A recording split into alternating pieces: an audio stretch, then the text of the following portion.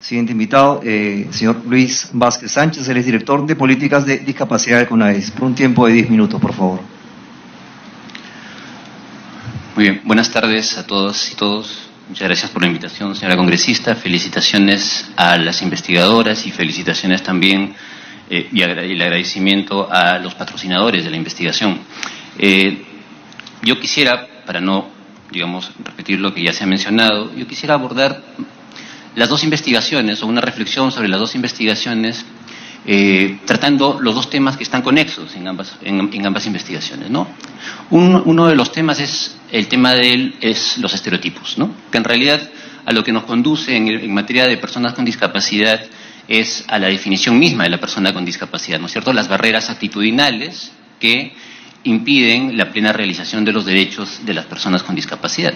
Y precisamente esas barreras actitudinales tienen origen en los estereotipos, ¿no? En estas creencias generalizadas sobre distintos grupos y que determinan un conjunto de actitudes posteriores, un conjunto de emociones, un conjunto de actitudes que luego terminan probablemente en un acto discriminatorio. Y el otro tema que quisiera abordar, también común, es el tema de la transversalidad, es decir, cómo está organizado el Estado para abordar tanto los temas de mujer como los temas de las personas con discapacidad, ¿no es cierto? Y esto que tiene que ver con la transversalidad y vamos a ver cuáles son los retos que eso implica. Comencemos con el tema de los estereotipos. No sé si ustedes recuerdan, hace un par de años o 3 años, había una publicidad de una cadena de farmacias donde salía una joven con discapacidad, ¿no? Y con un letrero que decía discapacidad y de repente recortaba la parte del dis y se quedaba con capacidad. ¿Recuerdan? ¿Sí? ¿Cuál es el problema ahí? En realidad el mensaje apunta hacia la capacidad, ¿no es cierto? Pero hay un mensaje oculto que apunta a una percepción negativa de lo que es discapacidad. Y es probablemente vinculándolo con algo negativo como la incapacidad, ¿no es cierto? Entonces, por eso cortaba el dis para no ser una persona con discapacidad. Pero vamos a ver por qué sí es importante mencionar que somos o son personas con discapacidad. Otro tema, no sé, un sábado estaba mirando la televisión y de repente me encontré con un programa cómico donde había una rueda de chistes, ¿no? Y comenzaron a hacer chistes en general, ¿no? Y en esa rueda de chistes me le presté atención, porque fue el primero que tuvo que ver con una persona con discapacidad física, y contabilicé que de unos 12 o 13 chistes que se hicieron, la mitad tenían que ver con las personas con discapacidad, ¿no? A través del medio de comunicación. Otro día, escuchando las noticias, un par de narradores de noticias de un canal de señal abierta, contaban positivamente, ¿no? El logro de una persona con habilidades diferentes, ¿no? Y entonces uno encuentra en los medios de comunicación una serie una emisión, digamos, una serie de mensajes, ¿no? Que ya desde el lenguaje mismo que se utiliza y de los términos que se utilizan, no solamente invisibilizan el tema de las personas con discapacidad, ¿no es cierto?, sino lo tergiversan y lo conducen reforzando los estereotipos, ¿no?, a pensar que las personas con discapacidad en realidad son personas incapaces, ¿no? Y de ahí, digamos, derivan todos los estereotipos que la investigación ha encontrado, ¿no?, que tiene que ver con que merecen caridad, ¿no es cierto?, no son productivas, etcétera. Y bueno, es cierto, la otra investigación demuestra que cuando se une discapacidad con mujer, ¿no es cierto?, los estereotipos se agravan. Ahora, la pregunta es, ¿qué hace el Estado, o qué tiene que hacer el Estado y la sociedad para ir eliminando los estereotipos? Porque eso es lo que hay que corregir, ¿no es cierto? Es decir, si las actitudes, las barreras actitudinales ocurren porque tengo un elemento cognitivo que me dice, esto la psicología social ya lo he estudiado a detalle, tengo un elemento cognitivo que me dice que las personas con discapacidad son personas, vamos a generalizar, incapaces. Lo inmediato en la actitud, en el elemento más emotivo, es que una persona incapaz, por ejemplo, es una persona que no puede ser productiva, ¿no? Si seguimos operando en base al estereotipo, a la creencia. Y si eso me va a conducir a un acto, ya un acto material, ¿no es cierto? que probablemente, por ejemplo, vinculado al empleo, termine rechazando a una persona que postula un empleo porque el estereotipo ha funcionado, el prejuicio se ha materializado y termino, por tanto, discriminando a la persona. Entonces, a donde quiero llevarlos en la reflexión es a que hay que tomar en serio el tema de la toma de conciencia. Ese artículo 8 de la Convención sobre los Derechos de la Persona con Discapacidad, que se refiere a la toma de conciencia como una obligación de los Estados parte, y asumimos en ese caso el reto también como Consejo, ese artículo tiene que comenzar a activarse, ¿no es cierto?, pero de una manera estratégica, una manera pensada en largo plazo. No solamente se puede pensar en la sensibilización cuando llega el 2 de abril y iluminamos las instituciones con el color azul, ¿no es cierto?, o mandando mensajes cada día que llega el día de la persona de talla baja o el día de la... No es suficiente que el Estado, que los sectores comiencen a decirnos que están trabajando, aunque no tanto a lo mejor. Necesitamos una acción estratégica de largo plazo en la toma de conciencia. Porque necesitamos atacar algo que está enraizado. Usted lo dijo bien, congresista, es un problema estructural. El estereotipo hacia la persona con discapacidad y hacia la mujer con discapacidad es un tema estructural. Y es un tema que no se soluciona de un día para otro, ¿no? Seguramente hay que hacer políticas públicas, ¿no es cierto?, orientadas, específicas, a abordar esta interseccionalidad. Pero si no hacemos algo contra el estereotipo, si no cambiamos lo que piensan las propias personas con discapacidad sobre sí mismas, los medios de comunicación, le preguntaba a Valquiria cómo salió se identificaron estos estereotipos, se hace una lectura, ¿no es cierto?, de la noticia, del mensaje que aparece, pero seguramente habría sido más rico y seguramente podría involucrar una nueva investigación, ir a la fuente, ¿no?, ir a los medios para preguntarles qué piensan sobre las personas con discapacidad y seguramente nos encontraríamos con elementos precisamente del proceso de la estereotipia, ¿no es cierto? Podríamos identificar qué es lo que en realidad, cuáles son las causas de ellas, ¿no? Entonces, y lo que nos vamos a encontrar en la sociedad civil, lo vamos a encontrar en las propias personas con discapacidad, en el Estado, los medios de comunicación, es que el estereotipo sobre las personas con discapacidad sigue vivo. Ese estereotipo negativo, esa creencia negativa sigue vivo. Tenemos que hacer algo, ¿no? Y ahí es donde, digamos, como Consejo, vamos comunicando que vamos a realizar acciones sobre el tema de la toma de conciencia, pero vamos a proponer acciones en realidad estratégicas a largo plazo, ¿no?, que involucren a la sociedad, que involucren al Estado. Muchas de las cosas que se hacen, ¿no es cierto?, y la viceministra mencionó el Plantea, ¿no? El Plantea salió de una norma, es una obligación que sale de una norma del año 2014, ¿no?, la ley 30.150. Y fíjense que viene la norma imponiendo el Plantea, y el plan se aprueba en el 2019. Ustedes dicen, y la preocupación válida de las organizaciones es, ¿por qué demoró tanto? Bueno, es que demoró tanto porque hay que sentar a todos los sectores, hay que convencerlos, ¿no es cierto?, de que es importante su acción en materia de personas con discapacidad. Y de repente en los sectores cambian las personas. Y hay que volver a hacer todo ese trabajo, ¿no? Y claro, evidentemente la sociedad civil reacciona frente a eso y reacciona negativamente contra el Estado.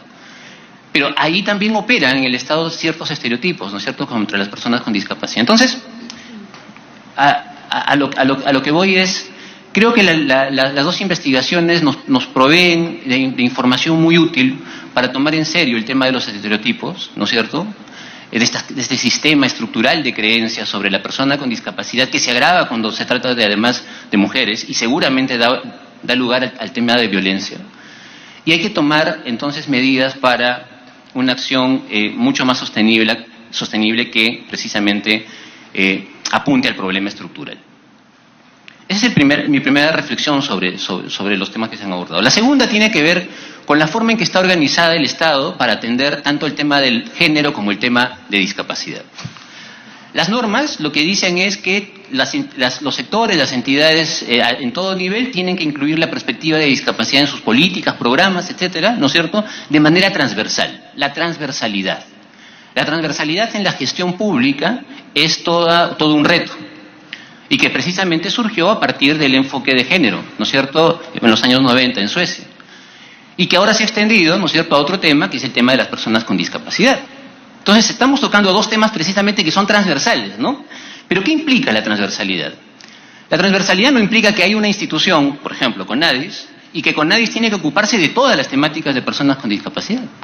La transversalidad supone que todas las entidades del Estado, en todos los niveles, en todos sus servicios, en sus programas, en sus políticas, piensan en los problemas en los problemas públicos, los piensan en clave de discapacidad y abordan soluciones pensando en la diversidad que implica precisamente personas con discapacidad, por tipo de discapacidad, por género, etc. Eso suena bien, pero el reto, como dice la viceministra, en realidad es llevarlo a la práctica, ¿no es cierto? Porque hay que hacer, precisamente por esta primera tarea de toma de conciencia, hay que hacer educación sobre discapacidad. Ustedes se preguntan que por qué las personas con discapacidad no se insertan en el empleo, ¿no? ¿Y qué pasa con la cuota? ¿Y qué pasa con el Estado al respecto? Bueno, fíjense que las personas que contratan a las personas con discapacidad son profesionales de gestores de recursos humanos, tanto en el sector privado como en el público. Y la pregunta que yo siempre hago es, ¿y cuántos de estos gestores han tenido en sus cursos, ¿no es cierto?, en la universidad, en sus programas, siquiera un módulo relacionado con la gestión de la discapacidad en la empresa o en el trabajo? No existe, ¿no? Creo que alguna universidad ya ha iniciado ese trabajo. Hay que formarlos. Y ese es el otro tema, ¿no es cierto?, de la toma de conciencia. Hay que generar conocimiento, o sea, el estereotipo, la única forma de vencerlo es con conocimiento, con información, ¿no? Hay que cambiar la creencia.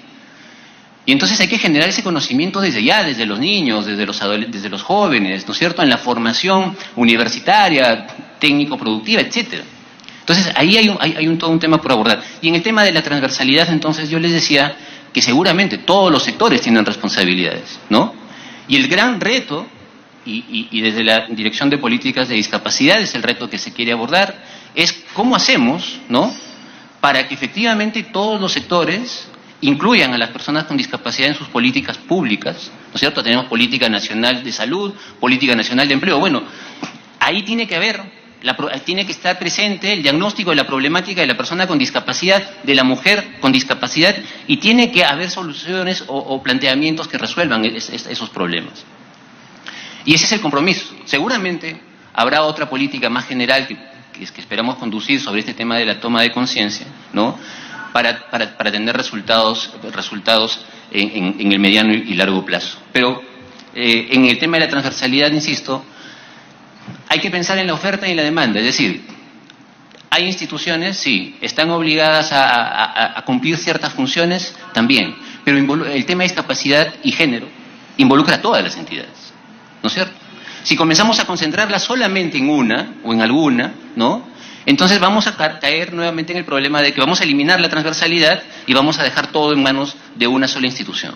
Y el reto en realidad es exigírselas a todos, ¿no? Entonces, creo que las investigaciones demuestran eso, cuando precisamente señalan que falta esta interrelación. En realidad esta interrelación es simplemente la advertencia de que hay un problema en la transversalidad, no está funcionando. No se está gestionando, ¿no es cierto?, de la manera en que permita ese tipo de articulación entre entidades.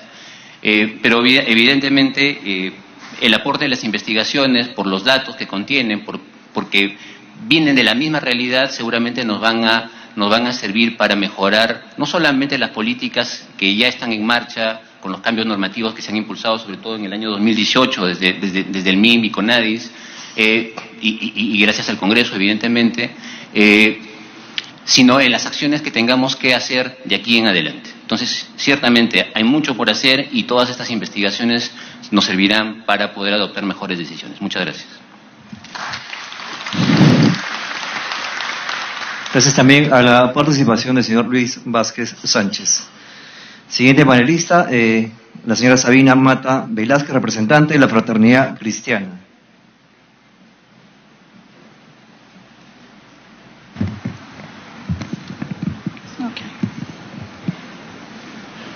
Muy buenas tardes ya con todos. Estamos un poco sobre la hora. Yo quiero agradecer a las investigadoras que han hecho este análisis sistemático y a la vez es una ayuda como herramienta para los diferentes sectores y poblaciones más vulnerables en la cual vivimos las personas con discapacidad.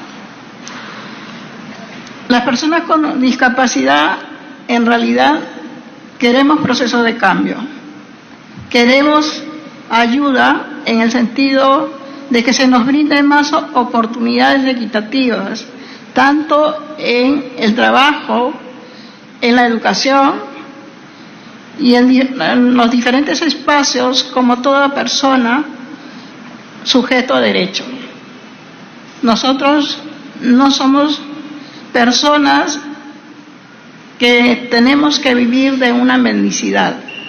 También tenemos derecho a un ingreso salarial, a no ser dependientes de otras personas. Para eso queremos que tanto el gobierno ejecutivo, legislativo y los otros sectores, así como los diferentes ministerios, también cojan este tema de la población más vulnerable, que es las personas con discapacidad. Creo que tenemos que tener las mismas oportunidades de estudiar, de tener esa accesibilidad en los espacios públicos y privados, que seamos dependientes, sino independientes. Por eso yo le pido a la ministra Gloria Montenegro que nos ayude a versatilizar este enfoque y poder llegar a todos los espacios, no solamente en Lima. A través de ese proyecto, de esta investigación, se ha focalizado las diferentes situaciones de violencia que vive la mujer con discapacidad, tanto en la familia, como ya se mencionó, física y psicológicamente. Violencia también sexual, de parte de la familia que es más cercana. Hay muchos testimonios que se ha compartido en los talleres que hemos vivido. Nosotros queremos que se respeten nuestros derechos. Nosotros queremos que las leyes también sean accesibles y tengamos las mismas oportunidades de denunciar como cualquier persona, y que no seamos sujetos de risa o de juego y de atropello de nuestros derechos frente a las denuncias que hacemos. Siempre no se toma en cuenta. Lo mismo se puede decir en el tema de salud. En el tema de salud debemos tener esas oportunidades de contar con los servicios accesibles para las personas de diferentes discapacidades, así como los de nuestros amigos de talla baja. Igualmente podemos decir la educación, en los colegios, los baños y los profesionales que enseñan como profesores no están empoderados en este tema de personas con discapacidad. No han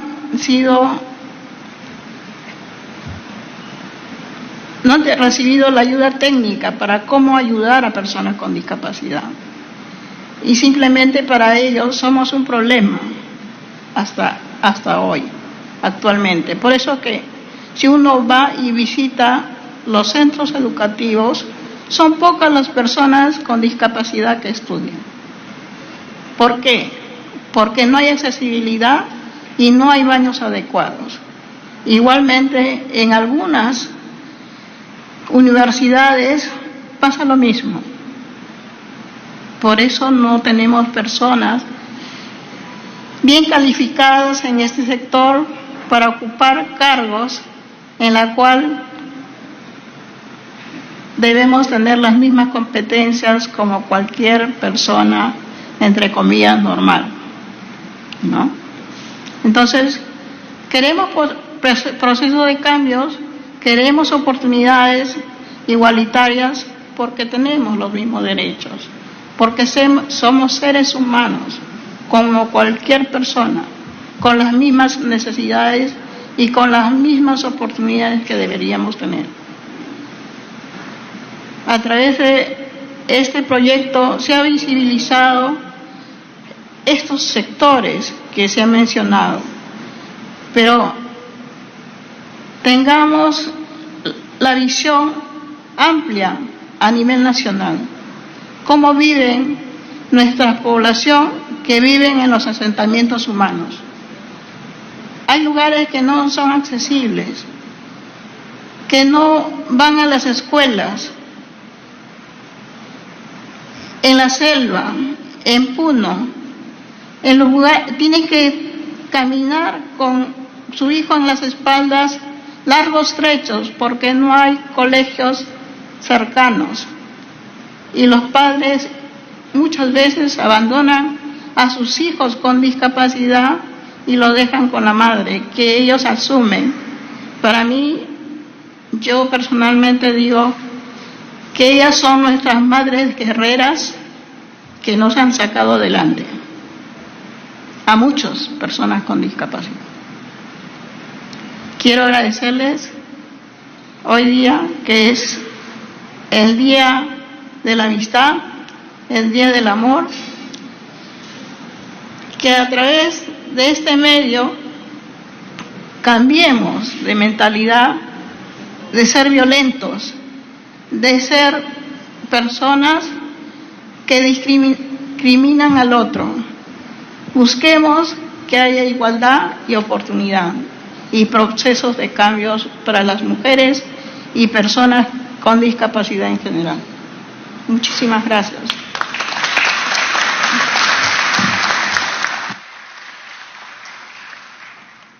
Gracias también a la participación de doña Sabina Mata Velázquez en esta oportunidad. Bien, vamos a la estación de preguntas.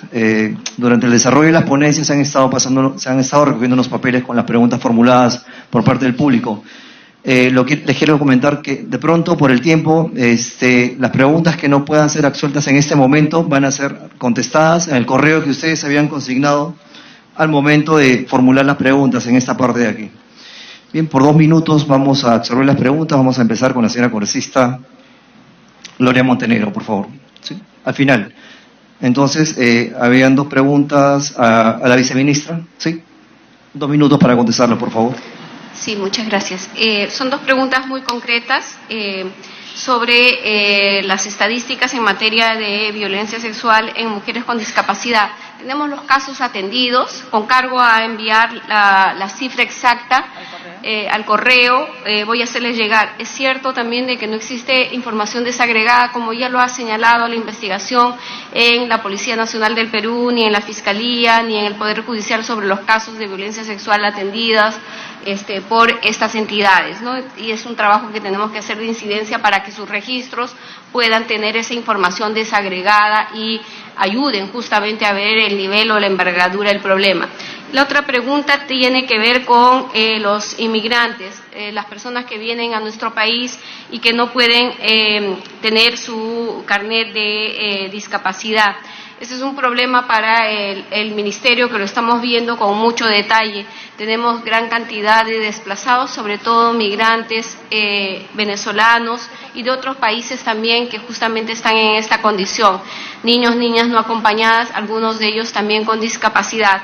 No hay todavía una salida legal para ello, pero estamos trabajando justamente para tratar de atender las necesidades que tiene esta población.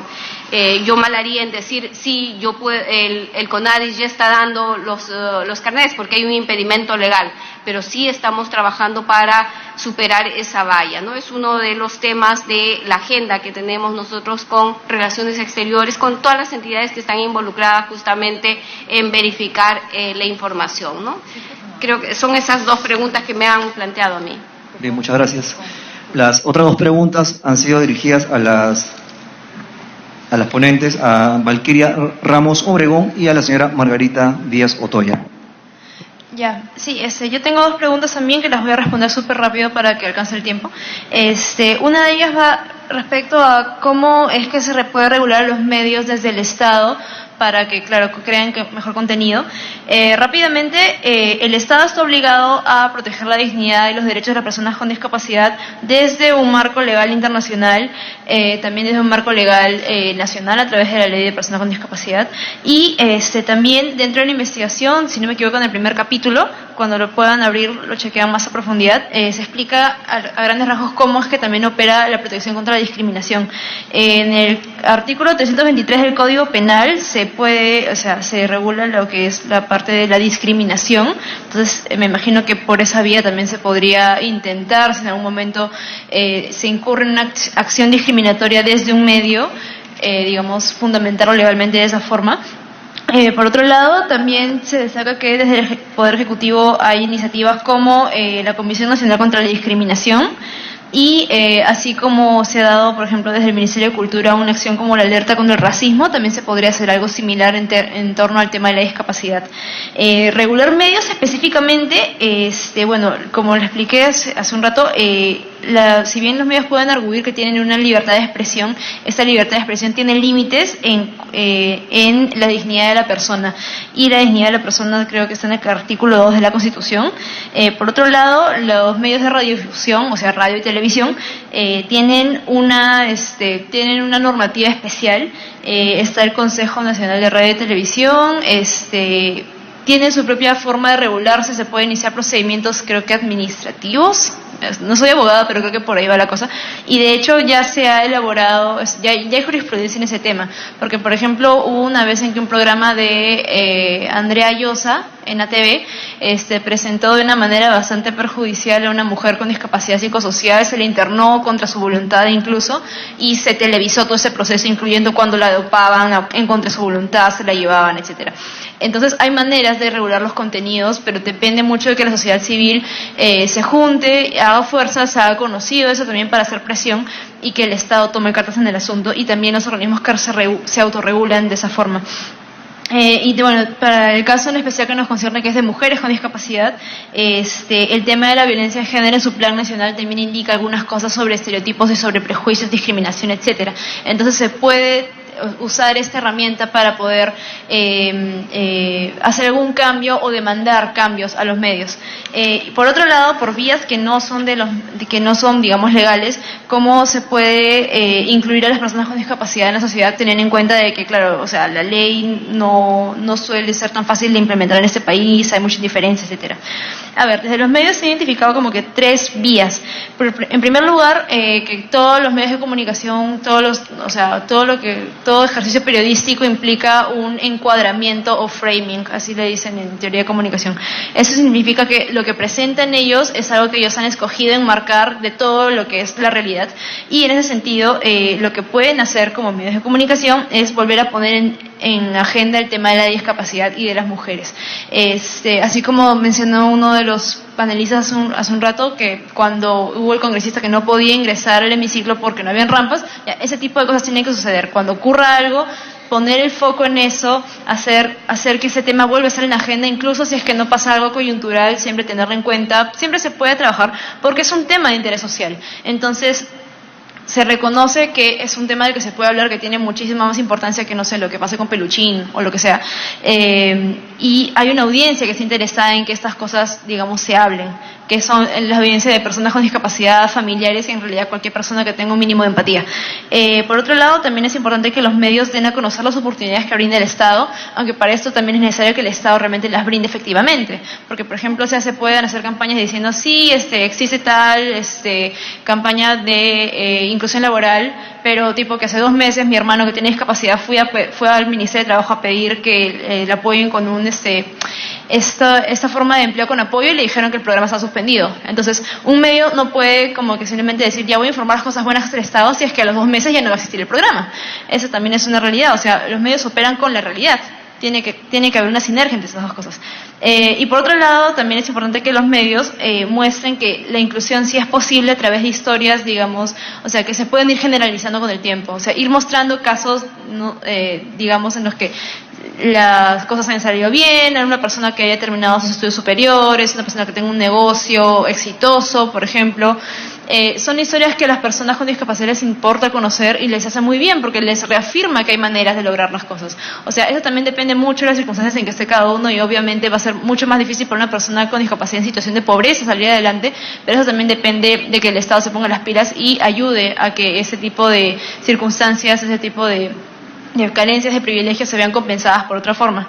Por otro lado, también es importante que los mismos medios asuman organizacionalmente que ellos también deben incluir. Entonces, por ejemplo, los rostros que se ven en televisión siempre son los mismos. Nunca, o sea, yo puedo pensar ahorita en una mujer periodista con discapacidad, Gina Parker, pero ella misma tuvo que hacer su propio programa para aparecer en televisión. Y esa no es la idea. O sea, ella debería estar, no sé, junto a otras periodistas en los noticieros, o sea, porque al final no tiene ningún impedimento para leer un teleprompter, ¿no? O sea, tiene que reconocer también que hay periodistas con discapacidad que están buscando espacios para trabajar y se les debe brindar a ellos, porque al final tienen los mismos derechos que todo el mundo y tienen una perspectiva quizás también un poco más amplia sobre la realidad que otros periodistas con más privilegios no tienen. Y bueno, también se tiene que abrir un poco el campo de los presentadores a más tipos de personas. O sea, ahora tú ves la tele y todos son blancos, también hay que pensar un poco en eso. Y por último, los medios tienen que presentar mejor información. Tienen que trabajar con mejores fuentes, o sea, tener a la mano el número de activistas, el número de representantes del Estado, para que brinden información de calidad y no entrevisten siempre a los mismos doctores que te pueden decir pachota y media, o que no son actualizados, o que no piensan en la discapacidad como una cosa social. Eso es todo. Gracias.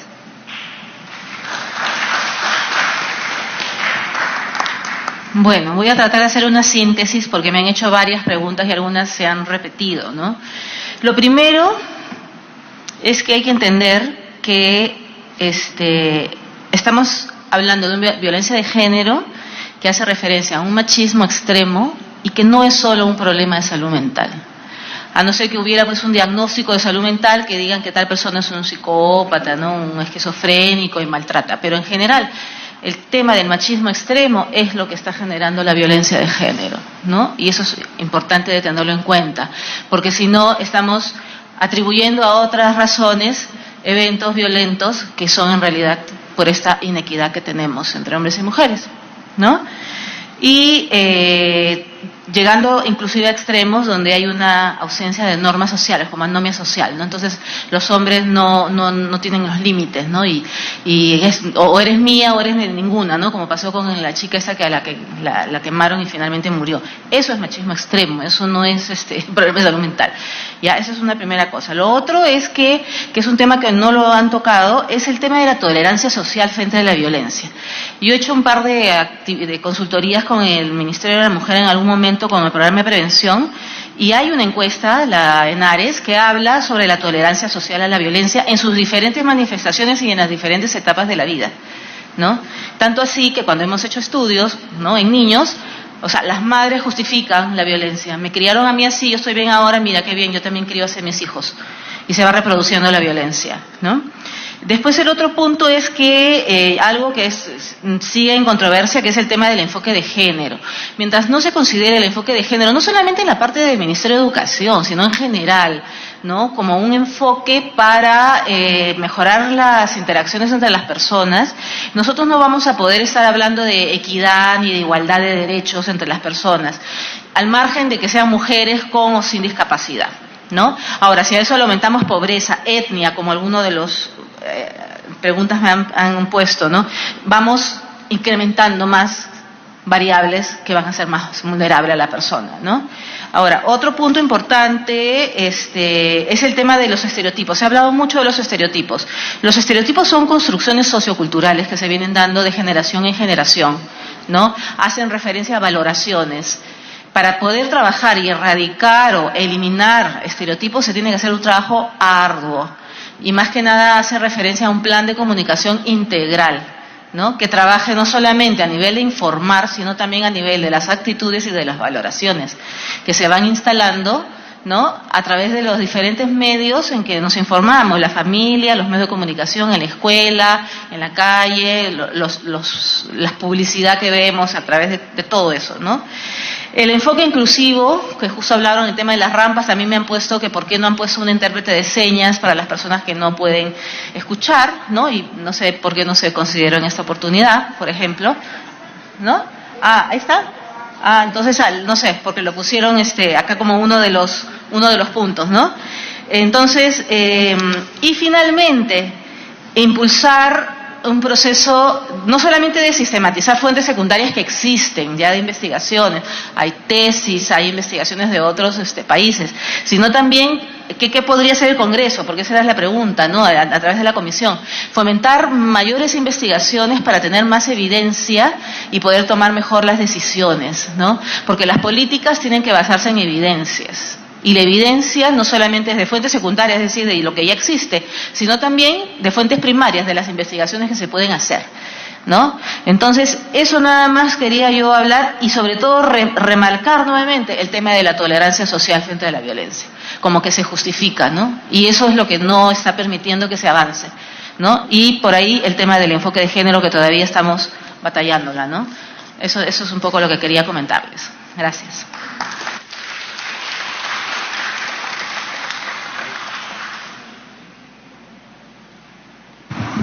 Para responder brevemente a algunas inquietudes que nos han alcanzado, uno tiene que ver con el acceso al CONADIS, a los servicios, entiendo, del CONADIS, y me preguntan si solamente se puede acceder si uno está en una situación grave, ¿no? En realidad no, cualquier persona con discapacidad puede acceder al Consejo en todas las funciones que tenga, ¿no? Si quieren acercarse para conversar sobre políticas públicas, si quieren acercarse para alcanzar aportes normativos, si requieren servicios, ¿no es cierto?, de asesoría, de asistencia, lo pueden obtener en el Consejo. Entonces eso también atiende la pregunta que tiene que ver con qué hacer en esos casos donde hay, digamos, la discapacidad de resultado de un accidente, entiendo, causado en el trabajo en algunas empresas, ¿no? Evidentemente el Consejo tiene un sistema de asesoría, un sistema de asistencia en coordinación con el Ministerio de Justicia también y seguro con el Ministerio de Trabajo. Y finalmente sobre el tema del presupuesto, me preguntan cuál es la asignación. La viceministra mencionó ya cuál es el presupuesto, sobre todo de los gobiernos regionales y locales, ¿no? Ahí solamente reiterar que hay un 1% de ese presupuesto y es un presupuesto que va entre los 4 y 24 millones en los gobiernos locales especialmente, pero que precisamente es lo que necesitamos hacer es que los gobiernos locales y los regionales prioricen actividades para la ejecución de este presupuesto en el año 2019. Precisamente desde CONADIS estamos desarrollando unos especie de lineamientos para que los gobiernos regionales sepan qué ruta seguir. Hay temas pendientes, el Plan Nacional de Accesibilidad, hay la ejecución del Plan Nacional de Derechos Humanos, la ejecución del Plan Nacional para las personas con trastorno del espectro autista. Entonces, hay muchas acciones que ya están previstas en los planes, como parte de las políticas, y solamente hay que implementarlas. Y ahora, gracias al Congreso, efectivamente, los recursos en los gobiernos regionales y locales también están. La articulación con los sectores desde el Consejo se va a impulsar para que también los sectores a nivel puedan, digamos, desde su rol rector, puedan incidir sobre el trabajo que hacen los gobiernos regionales y locales y efectivamente tengamos ejecución de este presupuesto en la promoción, la protección y la realización de los derechos de las personas con discapacidad. Gracias.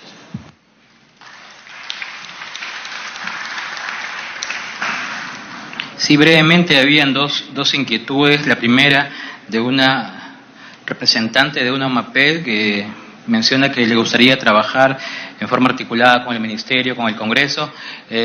Comentarle de que en el caso del Ministerio de Desarrollo e Inclusión Social, en el caso del programa Contigo, nuestros operadores en cada territorio son justamente las oficinas municipales de atención a personas con discapacidad. Con ellos es que coordinamos, con ellos es que focalizamos, con ellos hacemos seguimiento a cada población usuaria del programa Contigo. Ellos en el marco de su rol rector. En el caso del Congreso tengo entendido que la Comisión también va a sesionar en diversas regiones como La Libertad, Madre de Dios, Puno, en coordinación también con los gobiernos locales. En relación al presupuesto, y justamente ya para complementar lo que acaba de manifestar el amigo del CONADIS, yo creo que es cuestión de decisión en el tema presupuestal. En el presupuesto de la República del año 2010, y eso está publicado, fue la primera vez donde se puso como en el presupuesto se contempló que los gobiernos locales podrían usar hasta una UIT para el tema de las OMAPETs. Esa fue la primera, ahí empezó todo, en el año 2010. Pero cuando se hizo una evaluación de cómo habían utilizado, porque decía, específicamente decía, los gobiernos subnacionales pueden usar hasta una UIT para la implementación de sus OMAPEs y OREDIs. Y cuando se hizo la evaluación en el año siguiente, solamente el 1.7 habían usado ese presupuesto.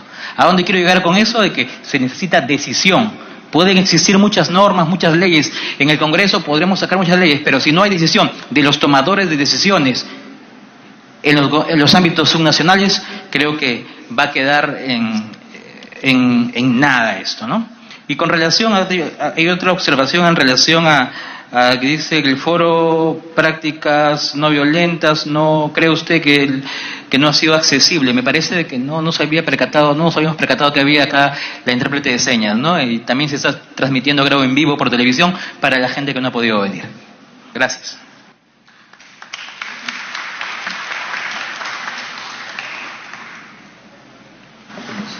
Bien, muchas gracias al público asistente por su participación en las preguntas y a los señores panelistas por absolver las mismas.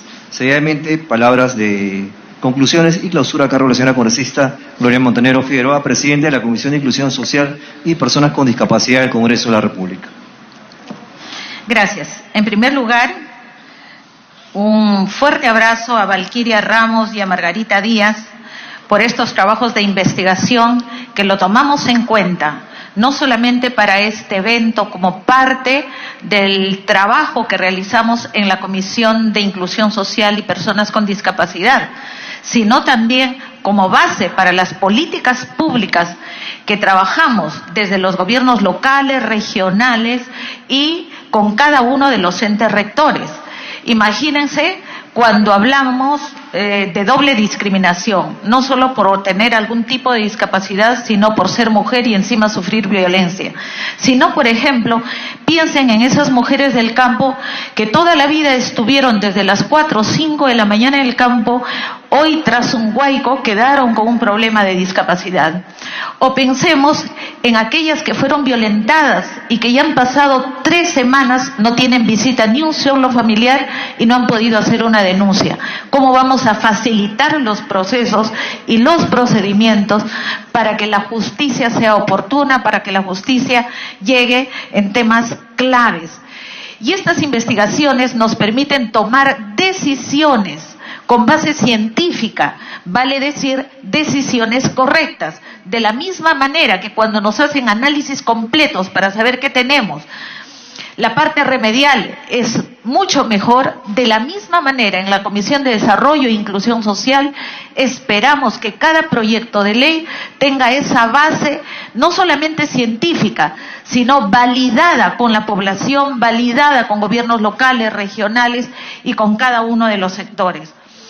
Después de todo esto hay una noticia muy buena, porque ya tenemos el trabajo y viene la encuesta nacional de relaciones sociales ENARES, donde este año ya incluirá los temas de violencia contra la mujer, las percepciones y todo aquello que nos va a ayudar a trabajar mejor esta doble discriminación, el tema de la mujer, el tema de personas con discapacidad, el tema de la violencia, el tema de los estereotipos.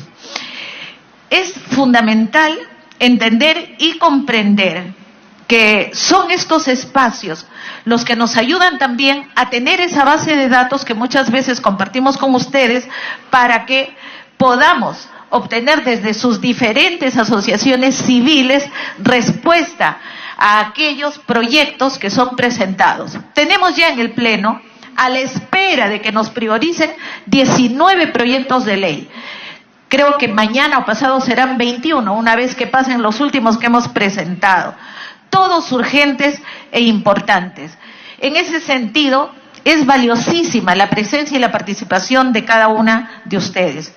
Quiero saludar y agradecer a Maritza López Adriano, a Juan Solórzano Arévalo, a Elizabeth Caballero Huatuco, a la viceministra de Poblaciones Vulnerables Cecilia Aldave Ruiz, al director ejecutivo del programa Contigo Óscar Hurtado Capristán, al director de Políticas de Discapacidad de CONADIS Luis Vázquez y a la señora Sabina Mata Vázquez, representante de la Fraternidad Cristiana.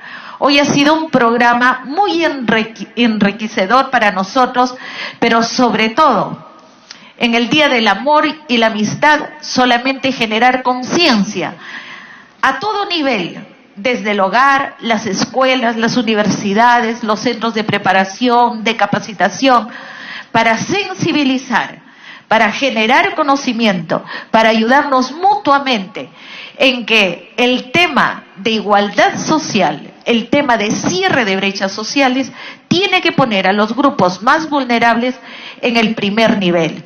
Y ser nosotros, que hemos sido elegidos para eso, los que movilicemos, luchemos y estemos atentos a ese trabajo que tenemos que realizar. Así es que, de esta manera, y con ese agradecimiento desde el Congreso de la República, su casa, que tiene abiertas las puertas para ustedes, declaro clausurado este importante foro de discapacidad y violencia de género. Importantísimo poder impulsar prácticas no violentas e inclusivas hacia las mujeres con discapacidad en el Perú. Dios los bendiga y muchísimas gracias.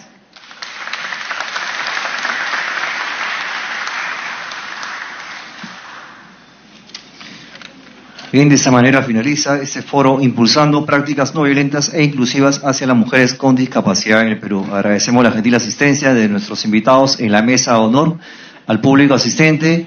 Al público asistente, si desean tomarse una foto de recuerdo con los señores expositores, pueden hacerlo de forma ordenada, por favor.